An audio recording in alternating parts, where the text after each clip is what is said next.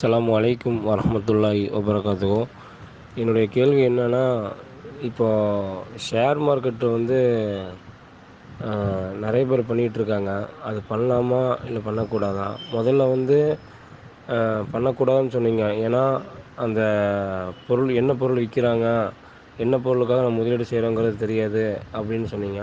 ஆனா, இப்போ வந்து அந்த அப்ளிகேஷனே இருக்கு. இவ்வளோ அ ப ப்ராப்பர்ட்டி இருக்குது. இதில வந்து நம்ம வந்து எதுக்கு எது நமக்கு லாபம் தரக்கூடியதோ, அத வந்து நம்ம வந்து ஷேரா எடுத்துக்கலாம் அப்படிங்கிற மாரி இருக்குது. இப்போ அந்த மாரி பண்ணலாமா? கூடாதா? அப்படிங்கிறத வந்து விளக்கவும். அந்த ஷேர் மார்க்கெட்டில் இந்த ஷேர்களை வாங்குறத பற்றி அவர் கேட்குறார். கேட்கும் பொழுது ஏற்கனவே இது குறித்து நான் சொன்ன ஒரு தகவலை வைத்து தான் அந்த கேள்வி கேட்குறார். அதில் என்ன குறிப்பிடுகிறார் என்று சொன்னால், இப்போ நம்ம ஷேர் வாங்குகிறோம்.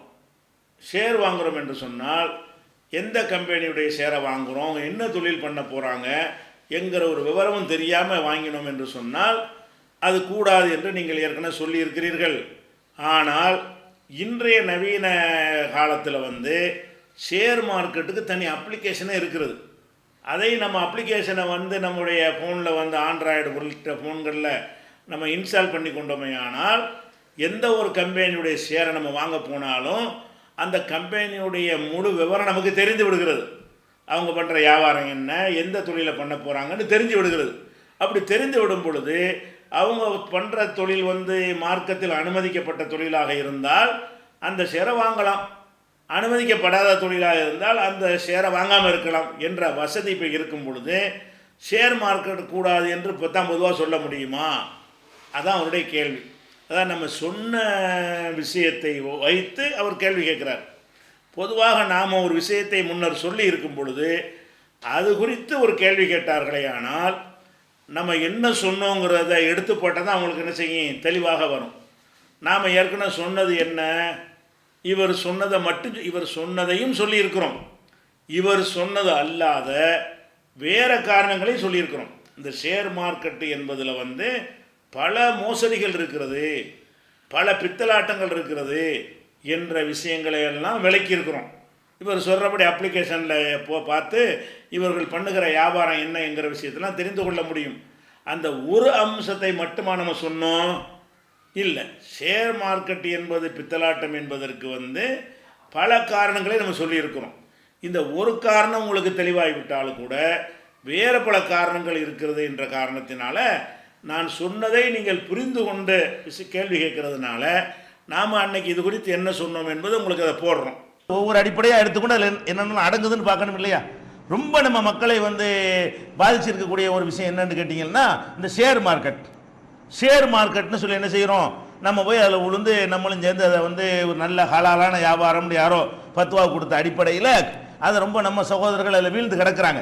ஏன்னா அதிகமான லாபம் கிடைக்குது, திடீர்னு கிடைச்சி போயிடுது அப்படின்னு நினைத்து அது ஒரு நல்ல வியாபாரம் என்று நினைக்கிறார்கள். இப்போ நம்ம இந்த ஷேர் மார்க்கெட் நீங்கள் எடுத்து பார்த்தீங்கன்னா, ஷேர் மார்க்கெட் இப்படி வச்சுக்கிறங்க, நேற்றும் இன்னைக்கும் சொன்ன ஹதீஸுகள் அந்த பக்கம் வச்சுக்கிறங்க, ஷேர் மார்க்கெட்டையும் வச்சுக்கிறங்க, நேற்று சொன்ன ஹதீஸுகள் இன்னைக்கு சொன்ன ஹதீஸுகளையும் எடுத்துக்கிறங்க. இதில் உள்ள அவ்வளோ இதில் இருக்கா இல்லையா?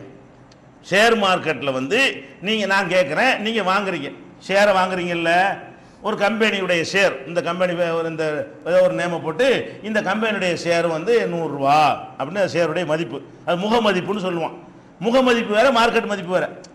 அவன் வெளியிடும் போது 100 ரூபான்னு அந்த ஷேரை விற்றுருப்பான். அந்த கம்பெனிக்கு டிமாண்ட் ஏற ஏற என்னவாயிரும், 100 ரூபாயுடைய முக மதிப்பு உள்ள ஷேர் 10,000 ரூபாய்க்கு கூட போகும், 5,000 ரூபாய்க்கு கூட போகும்.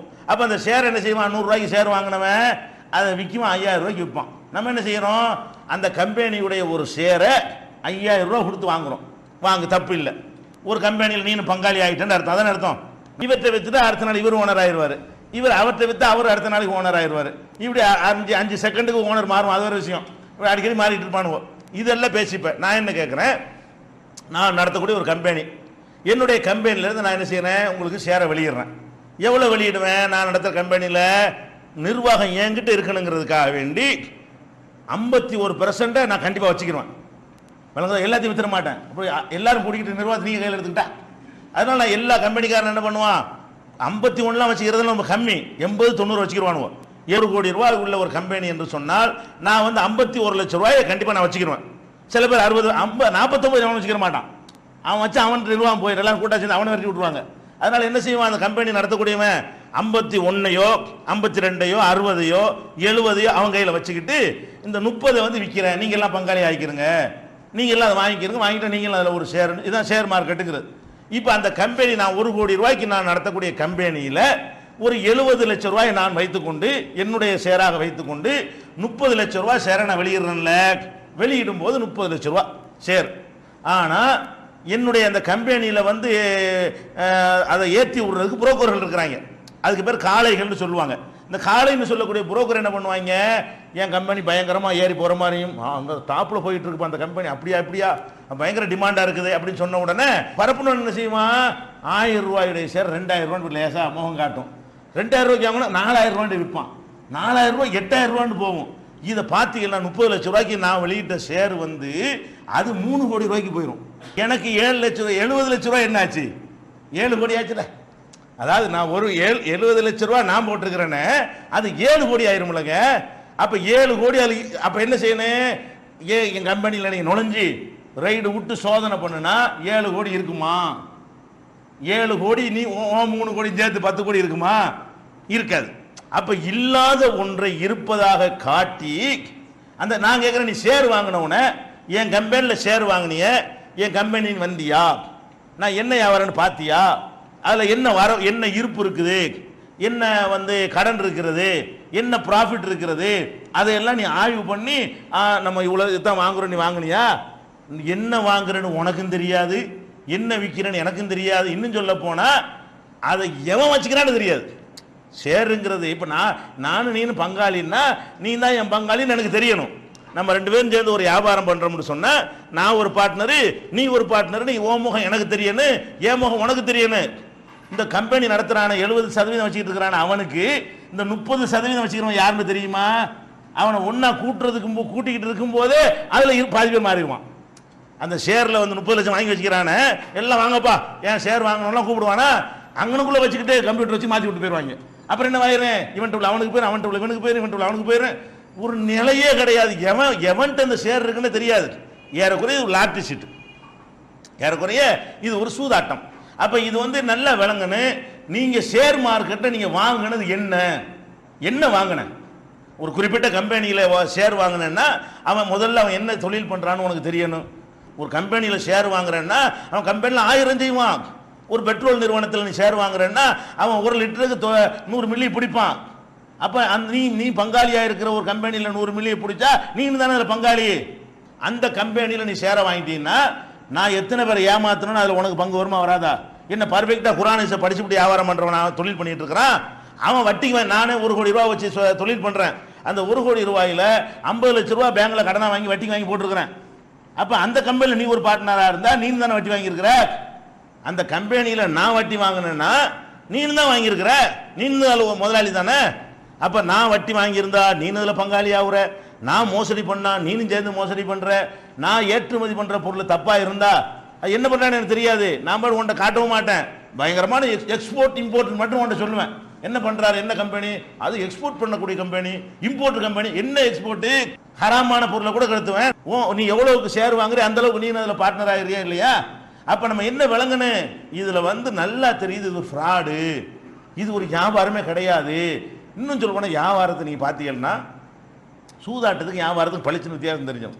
என்ன வித்தியாசம் தெரிஞ்சுனே, ஒரு கம்பெனி வந்துங்க ஒரு நாள் பார்த்தா உலகத்தில் பணக்காரன் ஆகிட்டாங்கிறாங்க, ஒருத்தனை பில்கேட்ஸ் எல்லாம் தாண்டிட்டாங்கிறாங்க. ஒரு வாரம் கழிச்சு பார்த்தா புஷ்னு இறங்கிட்டாங்கிறாங்க, இப்போ 43 இடத்துக்கு வந்துட்டாங்கிறாங்க. இது எப்படி வருது, இது எல்லாம் வந்து சூதாட்டம் தான். இது திடீர்னு பார்த்தா பங்கு சந்தை ஏறுங்கிறான், திடீர்னு இறங்குதுங்கிறான்.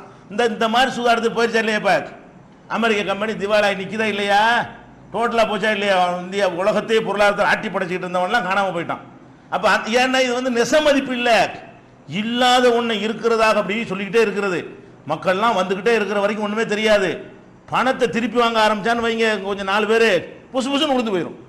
எல்லாம் போனால் என்ன இருக்கு, ஒன்றுமே இருக்காத, அவ்வளோ பேருக்கு இவனுக்கு கொடுக்க இயலாத, இவன்ட்டு உள்ள மதிப்பு அவ்வளோ கிடையாது. இல்லாத ஒன்று இருக்கிறதா சொல்லி தான் வெளியில் விற்பனை பண்ணுறானே தவிர உண்மை அதில் கிடையாது. ஷேர் மார்க்கெட்டில் வந்து 1% கூட உண்மை கிடையாது. அவ்வளவும் ஃப்ராடு, அவ்வளவும் பொய், அவ்வளவும் பித்தலாட்டம்.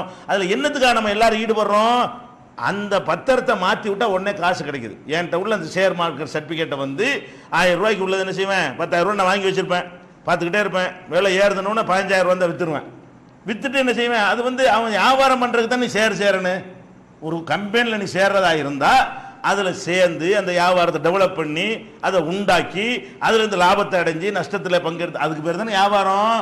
நீ என்ன பண்ணுற தெரியுமா, அந்த ஷேர் மார்க்கெட்டில் என் கம்பெனிலேருந்து இன்றைக்கி ஒரு 10,000 ரூபாய்க்கு ஷேரை வாங்கியிருப்பான். வாங்கி என்ன செய்வான், இது 20,000 ரூபாய்க்கு மார்க்கெட்டில் போகணும், உடனே 20,000 கொடுத்துருவான். கொடுத்துட்டு அந்த ஷேர் வந்து 10,000 ரூபாய்க்கு வருது, அதை வாங்குவான். 2 ஷேர் 20,000 ரூபாய்க்கு 2 இதை வாங்கிடுவான். இவன் 20,000 என்கிட்ட வாங்கினானே, வாங்கி வீட்டுக்கு போகிறதுக்கு அவனால்ட்ட மாற்றி விட்டுவான். 22,000 ரூபாய்க்கு போகுதான், அவன் வாங்கி அவன்கிட்ட மாற்றுவான், இவன் இவன்கிட்ட மாற்று. இதுக்கு பேர் வியாபாரமா? அந்த இடத்துல இருந்துக்கிட்டு என்ன செய்யலாம், இந்த ஷேர் மார்க்கெட்டுடைய நிலை உசிலிவை மட்டும் கரெக்டாக தெரிஞ்சுக்கிட்டோம்னு சொன்னால் இந்த குதிரை ரேஸ் மாதிரி தான். குதிரை ஷேர் மார்க்கெட்டில் வந்து எவன் இந்த மாதிரி சூதாட்ட கலையை நல்லா தெரிஞ்சு வச்சுக்கிறானோ அவன்லாம் என்ன செய்வான், ஒரு நாளைக்கு 40 கம்பெனியில் ஷேரை வாங்கி 40 கம்பெனி 40 வித்துட்டு போயிடுவான். வழங்குதா? அந்த மாதிரி வச்சுக்கிட்டு வர இருப்பான் சில பேர். அதனால இந்த ஷேருங்கிறது இருக்க இது ஒரு பொருளே கிடையாது. ஷேருங்க ஒரு கற்பனை தான். நீ வாங்குற, நீ எந்த ஒரு பொருளையும் வாங்கல, ஒன்றும் இல்லாத தான் வாங்குற. என்னத்தை வாங்கிவிட்ட, சரிப்பா என் கம்பெனியில் ஷேரை வாங்கிவிட்டு என் கம்பெனிக்குள்ளே உள்ள வருவியா, நீ விடுவானா, உனைய வாட்ச்மேன் விடுவானா? நான் ஷேர் சர்டிஃபிகேட் வச்சிருக்கிறேன், நீ ஒரு கம்பெனியில் ஷேரை வாங்கிவிட்டேன். கம்பெனி பேரெல்லாம் சொன்னால் நல்லா இருக்கு, அதுக்காக தான் நானே கம்பெனி ஆகிக்கிறது. நான் ஒரு கம்பெனி வச்சிருக்கிறேன், நான் ஷேரை விற்றுருக்கிறேன், நீ வாங்கிவிட்டீல, நான் ஒரு 1000 ரூபா ஷேர் வச்சிருக்கிறேன், நான் இதில் ஓடரு உள்ளே கொடுக்கண்டா விடுவேண்ணா, அவன் போய் வெளியே போடுறான். இப்போ என்ன ஷேர், இப்போ நீ ஷேர் எப்போ நான் அதில் ஒரு பங்காளியோ நான் எப்போ வேணாலும் அது உள்ளே போய் அதை செக் பண்ண எனக்கு உரிமை இருக்கணுமா இல்லையா? உரிமை தருவானா? மேனேஜிங் டைரக்டர் ரூம் வரைக்கும் நான் போய் இது என்ன 1000 ரூபா தந்திருக்கேன் என்ன லெவல்னு கேட்டால் வெளியே போடா, யார்ட்ட வித்துட்டு போடா, அப்படி தானே சொல்லுவேன். அப்புறம் இது என்ன ஷேர், இது நீ என்ன பங்குங்கிறதுல, பங்குனா என்ன அர்த்தம், பங்குனா உனக்கும் அதில் ரைட் இருக்க வேண்டும். உனக்கு ரைட்டு தரலன்னு சொன்னால் இது அப்பட்டமான சூது தான், இது அப்பட்டமான ஃப்ராடு தான், அப்பட்டமான மோசடி தான். இது ஒரு வியாபாரம், நிறைய பணம் கிடைக்குன்னு நினைச்சிட. இன்னும் சொல்ல போகிறேன், நிறைய பணம் கிடைக்கும் நீங்கள் போனீங்கன்னா சூதாட்டங்கள் பூரா அதே வழியில் உங்களை பழத்தில் தள்ளிவிடும். உலக கணக்கு போட்டாலும் மார்க்கத்திலையும் தப்பு, அது விஷயம். நீங்கள் என்ன நினைக்கிறீங்க, நம்ம திறமையாக கையாண்டா அப்படி பண்ணிடலாங்கிறீங்க. திறமையாக உள்ளவன்லாம் காணாம போயிட்டானுவோ. திறமையாக இருக்கிறவனே மாத்திர மாதிரி அந்த கம்பெனி திவாலான உடனே எல்லா திறமைக்காரன் நேத்தாடி. திறமையாக உள்ளவன் கம்மியாக அடிபடுவான், அடிப்பட்டாலும் அப்படி அடிபடுவான். நல்லா வாங்கி வச்சிருப்பானா, 10,000 கோடிக்கு ஷேரை வாங்கி வச்சிருப்பான், நல்லா சம்பாரிச்சு ஒரு நாள் அங்கே விழுந்தவன அடிக்கும்ல 10,000 கோடி போய் 1000 ரூபாயில வந்து நின்றுவான். இப்போ இதெல்லாம் ஒரு நல்ல ஒரு தொழில். சூதாட்டத்தில் ஈடுபடணும், அப்படி தான் செய்வான். பார்த்தீங்களா இல்லையா? பார்த்து அப்படியே அள்ளி சுருட்டி அள்ளிட்டு வருவான். 4 நாளைக்கு 5ஆவது நாளைக்கு எல்லாத்தையும் விட்டு நகையை விட்டுட்டு பொண்டாட்டி அடகு வச்சு அப்படிலாம் பண்ணலாம் இருக்காங்க. சூதாட்டத்தில் எப்படி இப்படி எல்லாத்தையும் இழக்கிறானோ அது மாதிரி இழந்து போயிடுவான். இதெல்லாம் ஒரு ஸ்டடி கிடையாது. இதெல்லாம் உழைக்காமல் சோம்பேறிகளை உண்டாக்கி மக்களை ஏமாற்றி நம்ம எவன் ஏமாறுறான்னு காத்துக்கிட்டு இருந்து அது அடிக்கக்கூடிய ஒரு நிலையாக இருக்கிறது. இது வந்து ஃப்ராடுன்னு இப்போ வழங்குதா இல்லை? இது எப்படி ஒரு முஸ்லீம் செய்வான்?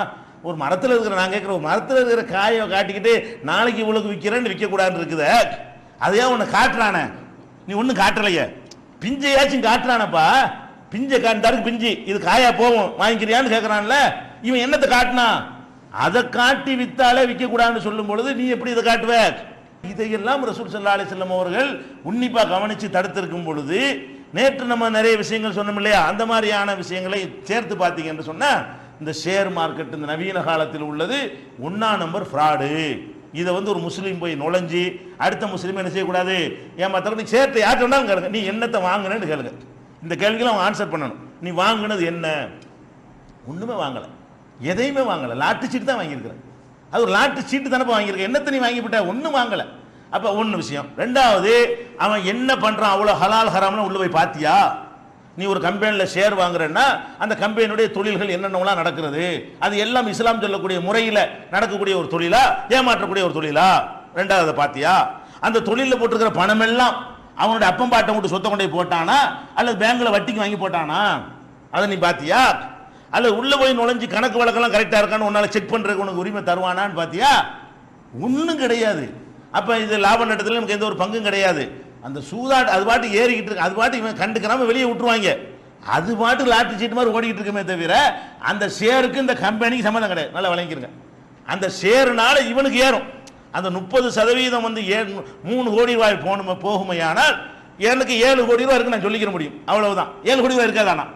இவனுக்கு ஒண்ணுமே கிடையாது. இவனுக்கு எந்த ஒரு பங்கும் அந்த கம்பெனி கிடையாது என்பதை நம்ம புரிந்து கொள்ளணும். இது ஒரு விஷயம். அப்போ இந்த வீடியோவில் ஷேர் மார்க்கெட் சம்மந்தமாக நம்ம என்ன செஞ்சுருக்கிறோம், பல காரணங்களை சொல்லுகிறோம். எப்படி காரணம் சொல்கிறோம்? நீங்கள் ஒரு கம்பெனியில் ஒரு ஷேரை வாங்குறீங்க. ஷேர் என்று சொன்னால் எல்லா ஷேர்களுக்கும் வந்து 2 மதிப்பு இருக்கிறது. ஒன்று முக மதிப்புண்டு ஒன்று, அது நிலையானது, ஒரே மாதிரியாக இருக்கும். இன்னொன்று வந்து மார்க்கெட்டு சந்தை மதிப்புண்டு ஒன்று, அது கூடும் குறையும் என்கிற வகையில் உள்ளது. உதாரணமாக 1,00,000 ரூபாயை கொண்டு, சின்ன தொகை சொன்னால் தான் புரியும், 1000 ரூபான்னு வச்சுக்கிறோம். 1000 ரூபாயை கொண்டு நான் ஒரு தொழிலை தொடங்குகிறேன். அப்படி தொடங்கும் பொழுது 500 ரூபாய் 600 ரூபாயுடைய பங்கை நான் வைத்து கொண்டு இந்த 400 ரூபாயுடைய பங்கை வந்து விற்கிறேன் வெளியில். என்னுடைய கம்பெனியுடைய பணம் தேவைப்படுது, அதனால் இந்த 400 ரூபாய்க்கு உரிய ஷேரை நீங்கள் வாங்கிக்கிறங்க என்று விற்கிறேன். அப்படி விற்கும் பொழுது அந்த 400 ரூபாய்க்கு 400 ரூபா மதிப்பு போட்டுரும். ஒரு ஷேருக்கு இவ்வளவு மதிப்பு என்று போட்டு 400 ரூபாய்க்கு நான் மதிப்பு போட்டு விற்றுறேன். விற்றோன்னே நீங்கள் 400 ரூபா கொடுத்து என்ன செய்கிறீங்க, அதை நான் விலையை நிர்ணயித்து விற்கிறேன். ஆளுக்கு வாங்கி என்ன செய்கிறீங்க, 400 ரூபாயை வாங்கிட்டு என்னுடைய 400 ரூபாய் என்கிட்ட கொடுத்து விட்டு பலரும் சேர்ந்து அந்த பங்கை வாங்கிடுறீங்க. இது உங்களுடைய பணத்தை நான் வாங்கி இந்த தொழிலில் போட்டுறேன். நான் உங்கள்கிட்ட வாங்கின இவ்வளோ 400 ரூபா தான். இந்த பங்கை நீங்கள் என்ன செய்கிறீங்கன்னு கேட்டால் வேறு ஆளுக்கு விற்கிறீங்க. விற்கிறது எப்படி விற்கிறீங்க? இந்த கம்பெனியுடைய வரவு செலவு என்ன அதெல்லாம் உங்களுக்கு தெரியாது. எத்தனை கோடி ரூபாய், இப்போ 1000 போட்டது எத்தனை கோடியாக இருக்கிறது, எத்தனை லட்சமாக இருக்கிறது, அல்லது 500 குறைஞ்சி விட்டதா என்றெல்லாம் உங்களுக்கு தெரியாது. மதிப்பை சும்மா ஏற்றி விடுவார்கள். இந்த 1000 ரூபா கம்பெனின்னா பயங்கரமாக ஓடிக்கிட்டு இருக்கிறது அப்படி இப்படின்னு சொல்லி ஏற்றி விட்ட உடனே இந்த நீங்கள் 400 ரூபாய்க்கு வாங்கின பங்கு இருக்குல்ல, இந்த 400 ரூபா பங்கையே 800 ரூபாய்க்கு ஒருத்தன் கேட்பான். அந்த கம்பெனி சார் நமக்கு வேல்யூ உள்ளது, லாட்டு சீட்டு மாதிரி. 800 ரூபாய்க்கு கேட்குறவன் வந்து 800 ரூபாய்க்கு அந்த கம்பெனியில் அந்த முதலீடு இருக்குதான்னு பார்த்துலாம் கேட்க மாட்டான். சந்தையில் வாங்க ஆட்கள் இருந்தாங்கன்னு சொன்னால் அதை வாங்கிக்கிறோம் 800 ரூபாய்க்கு. 800 ரூபா 8 லட்சத்துக்கெலாம் கூட வாங்குவோம். 400 ரூபா பங்கை வந்து முக மதிப்பு 400 ரூபா. அதுக்கு புரோக்கர்கள் இந்த காளைகள் வழியாக ஏற்றி விட்டார்கள் என்று சொன்னால் அதனுடைய மதிப்பு அதிகமாயிரும். அப்போ நம்ம என்ன பார்க்கணும்னு கேட்டால், என்னுடைய கம்பெனியில் உள்ள 400 ரூபா தான் அதனுடைய மதிப்பு. இந்த 400 ரூபா மதிப்புடைய பேப்பரை நீங்கள் வாங்கி வைத்து கொண்டு 500 ரூபான்னு விற்கிறீங்க, 5 லட்சம்னு விற்கிறீங்க, 5000 விற்கிறீங்க. உங்கள்கிட்ட வாங்கின ஒருத்தனுக்கு 5 லட்சம் அதில் கிடைக்குமாண்டா கிடைக்காது. உள்ள கம்பெனியில் நுழைஞ்சு சோதனை பண்ணி பார்த்தா அம்புட்டு சரக்கு இருக்காது. ஆனாலும் இந்த 5 லட்சத்துக்கு வாங்குகிற இன்னொரு ஏமாளி இருக்கிறான்ல, அவனை நம்பி நம்ம 5 லட்சத்துக்கு வாங்கினால் 6 ஏமாளி இருக்கிறான், அதை விளம்பரப்படுத்தி ஏற்றி விட்டோம் என்று சொன்னால் 7 லட்சம் கொடுத்து வாங்குவான். அப்போ லாட்ரி சீட்டு மாதிரி ஒரு போலியான மதிப்பை உண்டாக்கி மக்களை ஏமாற்றி செய்கிறோம் என்பதையெல்லாம் இதில் விளக்கி இருக்கிறோம். அந்த வீடியோவில் சொன்ன இத்தனை காரணமும் நீங்கள் யோசித்து பார்த்தீர்களே, ஆனால் இந்த ஷேர் மார்க்கெட்டு என்பது அப்பட்டமான ஃப்ராடு, பித்தலாட்டம். ஒரு முஸ்லீம் அதை செய்யக்கூடாது. நம்ம ஏமாந்து போய் 400 ரூபாயுடைய ஷேர் 500 ரூபாய்க்கு வாங்கிட்டு அது 1000 ரூபாய்க்கு எவந்தரையெல்லாம் கட்டலாமா என்ற மாதிரியான ஒரு வியாபாரம் இருக்குது இல்லையா, அது இருக்கக்கூடாது. தெளிவாக இருக்கணும். இஸ்லாமிய வியாபாரம் என்று சொன்னால் நீ என்ன வாங்குகிற, என்ன விற்கிற, அதனுடைய மதிப்பு என்ன என்கிற அளவுக்கு என்ன செய்யணும், தெளிவாக இஸ்லாத்தில் இருக்க வேண்டும். ஒரு குளத்தில் மீன் இருக்கிறது, அந்த குளத்தில் உள்ள மீனை எல்லாம் 1 லட்சம் ரூபாய்க்கு விற்கிறேன்னு விற்கிறதுக்கு கூடாது. இஸ்லாத்தில் என்ன செய்யணும், மீனை பிடிக்கணும், போட்டு இந்த இருக்க மீன் அதை காட்டி விற்கணும். நீ 1 லட்சம் ரூபாய்க்கு குளத்தில் உள்ள மீனை விற்கிறேன்னு சொன்னால் அது 10 லட்சம் ரூபா மீனாக இருந்தால் விற்றவனுக்கு வயிற்று எரியும், தெரியாமல் செஞ்சிட்டமேண்டு. 1 லட்சம் ரூபாய் சொல்லி விற்றும் போது 10,000 ரூபாய்க்கு தான் மீன் இருந்தால் வாங்கினவனுக்கு வயிற்று எரியும். அப்படி இருக்கக்கூடாது. எதாக இருந்தாலும் தெளிவான இஸ்லாத்தில் வியாபாரம் என்பது காட்டி அவன் திருப்திப்பட்டு இதுதான் நமக்கு உள்ளது என்று விளங்கி வாங்கினால்தான் இஸ்லாத்தில் அது வியாபாரம்.